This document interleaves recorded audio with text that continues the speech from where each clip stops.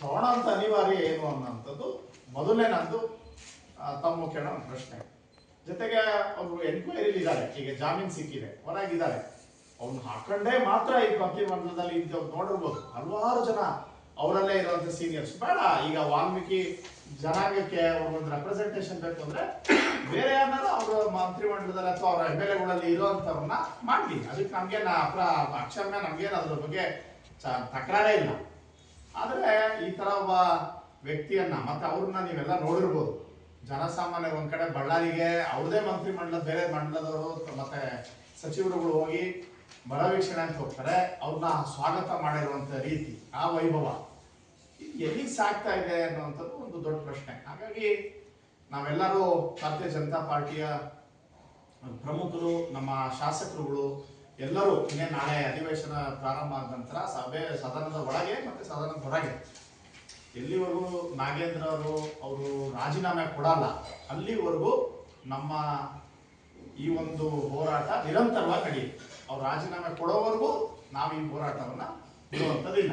ಹಾಗಾಗಿ ಅದ್ರ ಪ್ರತಿ ಜಿಲ್ಲಾ ಕೇಂದ್ರದಲ್ಲೂ ಮಾಡಬೇಕು ಅಂತ ಈಗಾಗಲೇ ನಮ್ಮ ಪಕ್ಷದ ವರಿಷ್ಠರು, ಮಾನ್ಯ ರಾಜ್ಯಾಧ್ಯಕ್ಷರಾದಂಥ ವಿಜೇಂದ್ರಣ್ಣನವರು ಮತ್ತೆಲ್ಲ ನಮ್ಮ ವಿರೋಧ ಪಕ್ಷದ ನಾಯಕರಾದಂಥ ಅಶೋಕ್ ಅಣ್ಣವರು, ಚಲವಾದಿ ನಾರಾಯಣ ಸ್ವಾಮಿ ಅಣ್ಣವರು ಮತ್ತೆ ಎಲ್ಲ ರಾಜ್ಯದ ಪ್ರಮುಖರು, ಎಲ್ಲರ ಹಿರಿಯರು ಸೇರಿ ಒಂದು ತೀರ್ಮಾನಕ್ಕೆ ಬಂದಿದ್ದಾರೆ.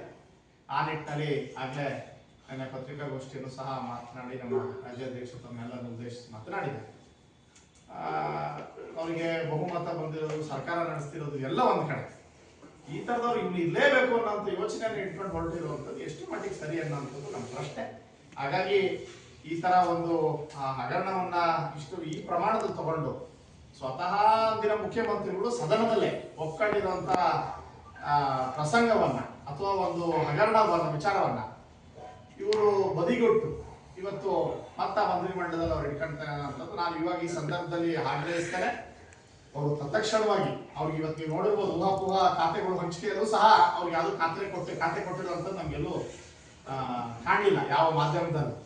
ಹಾಗಾಗಿ ಅವ್ರ ಉದ್ದೇಶ ಏನು ಇಟ್ಕೊಂಡು ಹೊರಟಿದ್ದಾರೆ ಅನ್ನೋಂಥದ್ದನ್ನ ಮಾನ್ಯ ಮುಖ್ಯಮಂತ್ರಿಗಳು ಹಾಗೂ ಪ್ರಮುಖರು ಅವರಲ್ಲಿ ಯಾಕೆ ತೀರ್ಮಾನ ತಗೊಂತ ಇದ್ದಾರೆ ಅದನ್ನ ವಿಚಾರ ತಿಳಿಸ್ಬೇಕು. ಜೊತೆಗೆ ಪ್ರತ್ಯಕ್ಷವಾಗಿ ಬಿ ನಾಗೇಂದ್ರ ಅವರ ರಾಜೀನಾಮೆಯನ್ನ ಪಡೆದು ಯಾರ ಸಮುದಾಯಕ್ಕೆ ಯೋಗ್ಯರಿರುವಂತವ್ರನ್ನ, ಅವ್ರಿಗೆ ಅವಕಾಶ ಇರುವಂತವ್ರನ್ನ ಬೇಕಾದ್ರೆ ಕೊಡ್ಲಿ. ಜೊತೆಗೆ ಈ ಖಾತಾ ಹಂಚಿಕೆ ಮತ್ತು ಜನ ಸಾಮಾನ್ಯರಿಗೆ ಆಗ್ತಿರುವಂತ ನೋವು ಇವತ್ತು ಹಲವಾರು ಇದಾವೆ, ಒಂದು ಎರಡಲ್ಲ. ಇವತ್ತು ಒಂದ್ ಕಡೆ SIR ಪ್ರಕಾರ ನಮ್ಮ ಪ್ರಕ್ರಿಯೆ ನಡೀತಾ ಇದೆ. ಇದ್ರ ಮಧ್ಯದಲ್ಲಿ ಇವರು ಬರ ಯಾವ ಮಟ್ಟದಲ್ಲಿದೆ ನಿಮ್ಗೆ ಗೊತ್ತಿದೆ. ಇದ್ರ ಮಧ್ಯೆ CWC ವರದಿ ಬರ್ತಿರೋ ಇವೆಲ್ಲವನ್ನ ನಾವು ಯೋಚನೆ ಮಾಡ್ಬೇಕು ಜನರ ಪರವಾಗಿ ಅಥವಾ ಜನರ ಧ್ವನಿಯಾಗಿ.